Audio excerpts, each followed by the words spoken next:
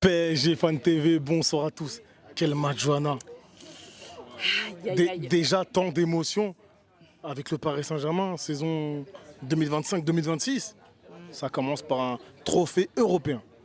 Je pense que tout supporter Paris Saint-Germain qui se respecte devrait avoir un bon cardiologue. Voilà, on va commencer comme ça. Et puis, c'est vrai que 2-0, on s'est dit on peut revenir. C'est vrai que quand tu es vers la 85e, même si tu sais que ça peut le faire, après, comme on a vu, il y avait 6 minutes de temps additionnel. Je te dis, bon, le PSG peut nous faire plaisir et le fait qu'on ait égalisé et puis le bon choix de faire rentrer Ramos, ça nous a permis... Kanginli aussi. Ouais, Kanginli. Et ça nous a permis d'avoir ce 2-2 qui nous a permis d'aller directement justement à la séance de tir au but. Mais moi, je reste quand même sur le fait que Barcola, moi, je l'aurais aimé un peu plus longtemps dans le match parce que je trouvais que c'est lui qui apportait le plus sur les occasions. Moi, j'ai pas senti qu'on avait vraiment une vraie possession du ballon malgré les statistiques. J'ai surtout senti, surtout en première mi-temps, un pressing de Tottenham sur nous. Et je trouvais ça dommage. Et en deuxième mi-temps, j'ai plutôt vu des blocs de Tottenham, donc le bus, et que c'était assez compliqué pour que le ballon rentre. Il faut 3 tentatives pour que le ballon franchisse la ligne. Donc on sent qu'il y avait une bonne préparation de Tottenham sur notre jeu. Je trouvais qu'on a voulu reprendre le jeu d'avant la trêve. On n'était pas encore chaud. On était un peu trop à froid. On n'a eu pas assez de temps. Et puis il fallait aussi pallier avec le changement de gardien. Le changement de gardien, tu m'as fait une passe, je te redonne le ballon. Forcément, c'est la question que je vais poser à tout le monde. Comment l'as-tu trouvé, Lucas Chevalier? Moi, j'ai vu que certes, il a encaissé 2 buts dans le match, mais à partir du moment qu'on a pris les 2 buts, après, plus rien n'est passé et il a été efficace et il a su garder son sang-froid. La séance de tir au but, il était présent aussi dans les cages. Donc non, il a fait quelques bonnes parades. Je ne vais pas comparer sur un match par rapport à Dona. C'est bien trop tôt.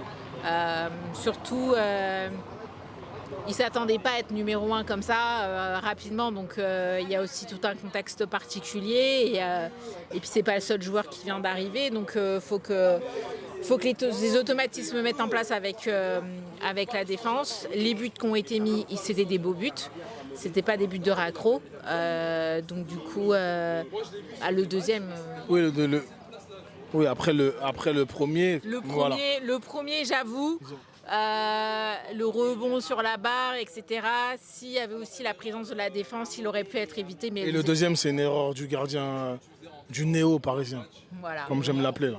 Voilà, donc c'est vrai, mais le but était beau quand même. Donc nos buts étaient meilleurs, bien sûr, en toute objectivité. Oui, tu peux le dire, largement. Ouais, je peux le dire.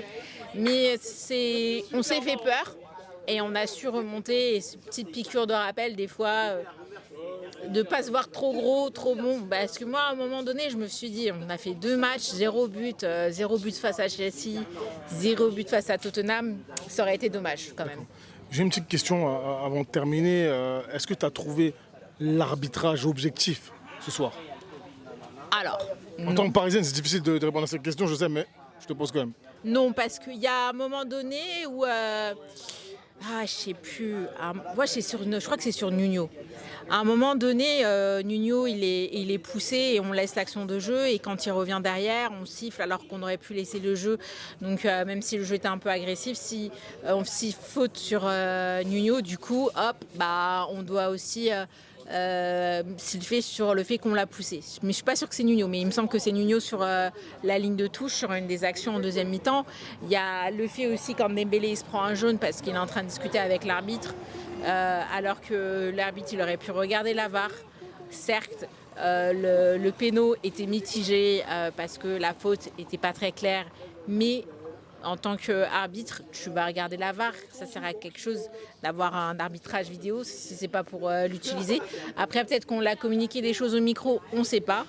Mais moi, j'ai pas trouvé un super bon arbitrage. Après, à la fin, Et il était plutôt dans le dialogue, j'avais l'impression, mais pour moi, ça n'a pas été le meilleur match arbitré au monde. D'accord. Enfin, pour terminer, qu'est-ce que tu espères de cette nouvelle saison? Bah, de faire encore mieux que la saison dernière, ça va être compliqué de faire mieux, mais Très compliqué.